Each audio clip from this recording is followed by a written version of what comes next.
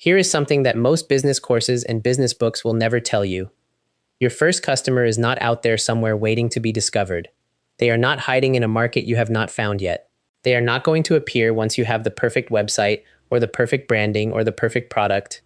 Your first customer is almost certainly someone you already know, or someone who knows someone you already know. And the only reason you do not have them yet is that you have not asked. That is the truth about getting your first customer, and it is both more simple and more uncomfortable than most people expect. Welcome back to the Business Foundation series. This is episode 11, and we are beginning phase 4, which is all about getting your first customers.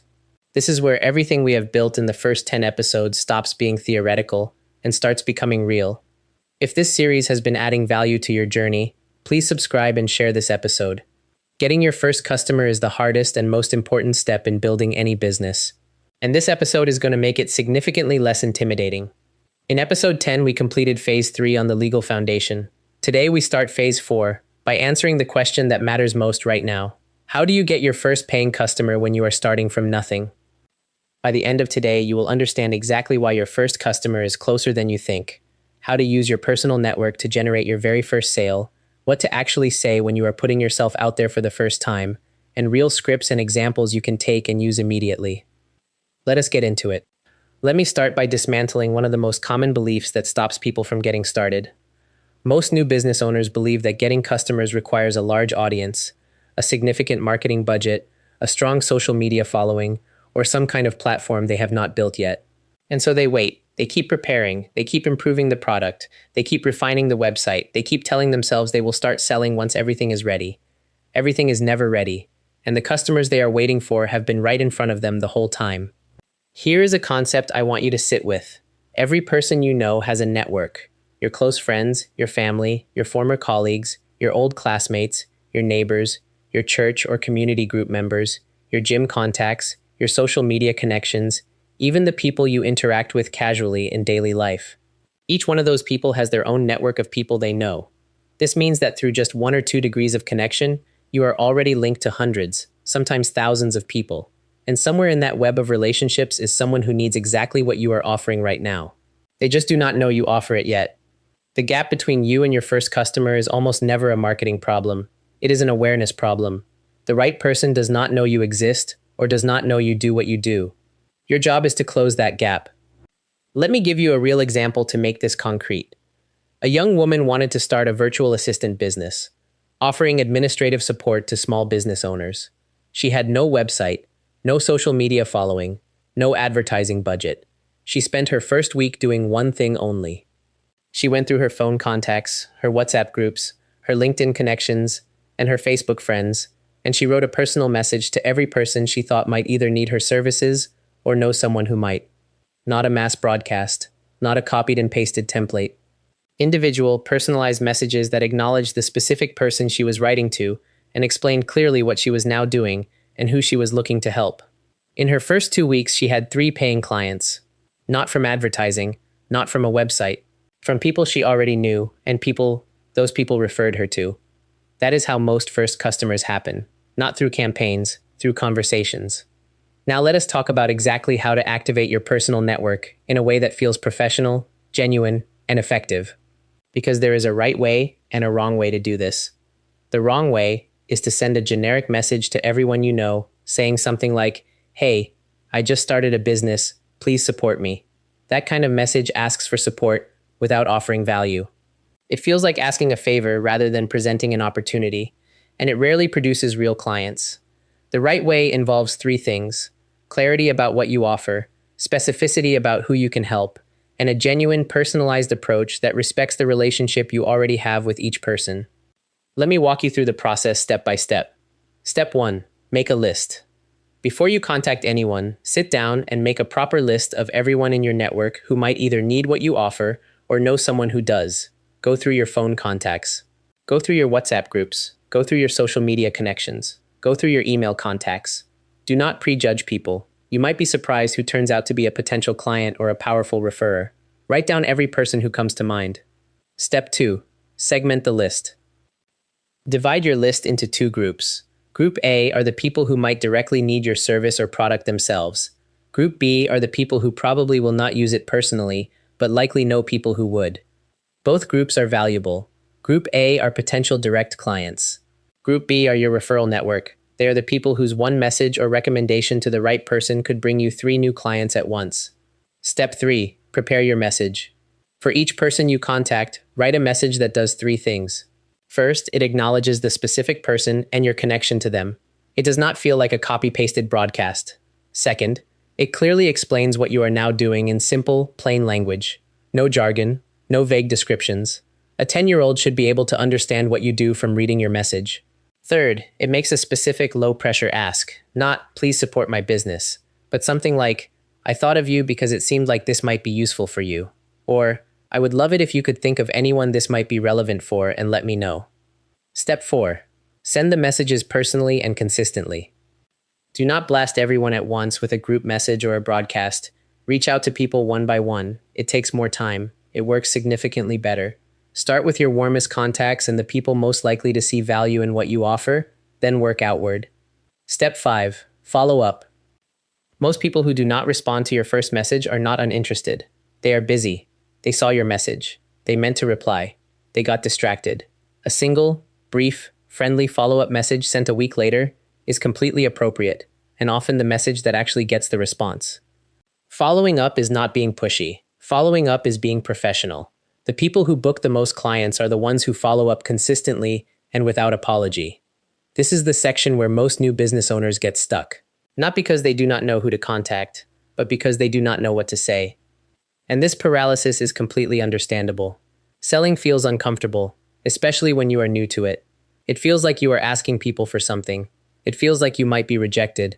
It feels like you are putting yourself out there in a way that makes you vulnerable. Here is a reframe that I want you to hold on to. You are not asking people for anything. You are telling them about a solution that might be relevant to them or to someone they know. That is a generous act, not a desperate one. The discomfort you feel is not a sign that something is wrong. It is a sign that something real is about to happen. Now let me give you actual scripts you can adapt and use. Script 1 is for reaching out to a potential direct client. Hi, name. I hope you are doing well. I wanted to reach out because I have recently started offering a specific service. I know you work in or deal with a relevant area, and I thought this might be useful for you. In short, what I do is a clear, simple one-sentence description of what you offer and the problem it solves. I am taking on a small number of clients right now, and I would love to have a quick conversation to see if there is a fit. Would you be open to a 10-minute call this week? No pressure at all, just wanted to put it on your radar. Let me break down why that script works. It is personal. It acknowledges the specific person and why you thought of them. It is clear. It explains exactly what you do without making the person work to understand it. It is low pressure. It asks for a short conversation, not a commitment, and it ends with an easy yes or no question, which makes it easy for the person to respond. Script 2 is for reaching out to someone in your network who might know a potential client. Hi, name. I hope things are going well. I wanted to let you know that I have recently started a business doing a clear description of what you do. My ideal clients are a description of who you help. I am not sure if this is relevant to anyone you know, but if anyone comes to mind, I would be really grateful for an introduction. And of course, if there is ever anything I can do to return the favor, just say the word. This script works because it is genuinely low pressure. You are not asking the person to buy anything. You are simply giving them information that they can use or pass on.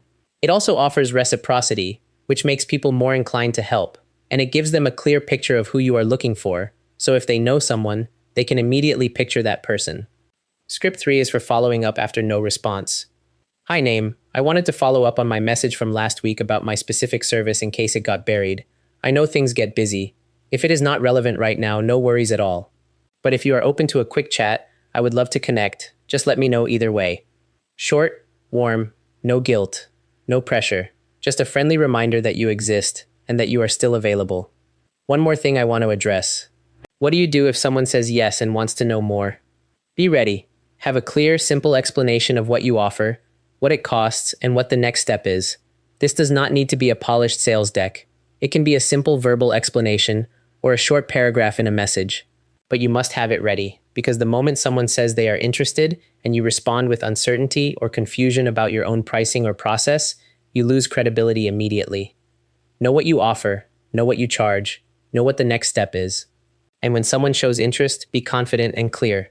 Let me now bring everything together with 4 complete real-world examples, showing exactly how the outreach process looks across 4 different types of businesses. Example 1. A home cleaning service. A man has just started a home cleaning service. He is targeting working professionals in his city. His message to a direct potential client, a former work colleague he knows is busy. Hey Kwame, hope the new job is going well. I wanted to let you know I have started a home cleaning service for busy professionals in the city. The idea is simple. I come in, clean the whole house properly, and you never have to think about it on the weekends again. I am keeping my first month's slots limited as I build up reviews, so rates are really good right now. Would you be interested in a one-time trial clean to see if it works for you? Happy to sort out a time that suits. Notice the specifics. He knows Kwame is busy and in a new job. He speaks directly to the benefit, freeing up weekends. He creates mild urgency with the limited slots. He asks for a small, low-risk commitment, a trial clean. Example 2. A freelance graphic designer. A woman has just started taking on freelance design clients. She used to work in marketing. Her message to a former colleague who now runs a small business. Hi Amara. I have been thinking about you since I saw on LinkedIn that your business is growing. That is exciting. I recently went independent as a freelance designer, and I am working with small businesses on things like logos, social media graphics, pitch decks, and brand identity. Given where your business is right now, I thought it might be useful timing. If you ever need any design work done, I would love to be your person for that. And if you know anyone else who might be looking, I would really appreciate the connection. Notice she leads with genuine interest in Amara's business. She lists specific services clearly. She makes both a direct and a referral ask in the same message. Professional, warm, and specific. Example 3. An online tutoring service for secondary school students. A teacher has just started private tutoring after school hours. Her message sent in a parent community WhatsApp group she is already a member of. Hi everyone. I hope you do not mind me sharing this here. I am a secondary school teacher and I have just started offering private tutoring sessions for students in years 9 to 11, particularly in maths and English. Sessions are 1 hour each, done online or in person, and I keep the group sizes small so students get proper attention. If your child is preparing for exams or needs a bit of extra support, feel free to message me directly. Happy to do a free first session so you can see how it works before committing to anything. Notice the offer of a free first session, which removes the biggest barrier for new clients. She specifies the subjects and year groups so parents immediately know if it is relevant. She mentions both online and in-person options to broaden appeal, and she frames it as a contribution to the group rather than a sales pitch. Example 4. A small import resale business. A young man has started importing phone accessories and reselling them. His message to people in his network. Hey, just wanted to share something quickly. I have started stocking some really good quality phone cases and accessories, screen protectors, chargers, earbuds, at prices that are way more reasonable than the shops. If you or anyone you know needs anything for your phone right now, hit me up. I can share a catalog and we can sort out delivery. First 10 orders get a small discount as I am just getting started. Notice the simplicity. He describes what he sells in plain language. He creates a soft incentive for early buyers. He removes friction by mentioning delivery. And he invites people to see the catalog, rather than making them buy immediately. In all 4 examples, the pattern is identical. Personal, specific, clear about what they offer, low pressure, and with a clear next step. You do not need a marketing strategy to get your first customer. You need a message and the courage to send it.